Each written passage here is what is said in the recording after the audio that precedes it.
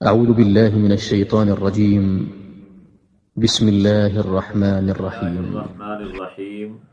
صحیح بخاری جلد اول حدیث نمبر ہے 1143، باب نمبر ہے 772.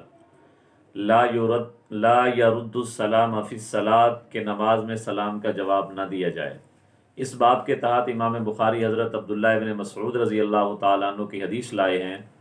حضرت عبداللہ بن مسعود فرماتے ہیں کہ جب میں ہجرت حبشہ کے لیے جا رہا تھا تو اس سے پہلے ہم نبی اکرم صلی اللہ علیہ وسلم کو نماز میں جب سلام کرتے تو آپ جواب دیتے، لیکن جب واپس آیا تو آپ صلی اللہ علیہ وسلم نے مجھے سلام کا جواب نہیں دیا.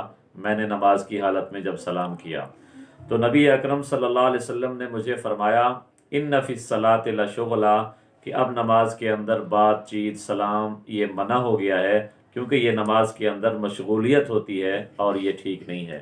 تو اس لیے ہمیں بھی چاہیے کہ جب نبی اکرم صلی اللہ علیہ وآلہ وسلم نے فرمایا کہ نماز میں سلام وغیرہ منع ہے اور سلام مشغولیت ہے اور مشغولیت والی بات نہیں ہونی چاہیے، تو ہمیں بھی نماز کے اندر سلام اور سلام کا جواب نہیں دینا چاہیے.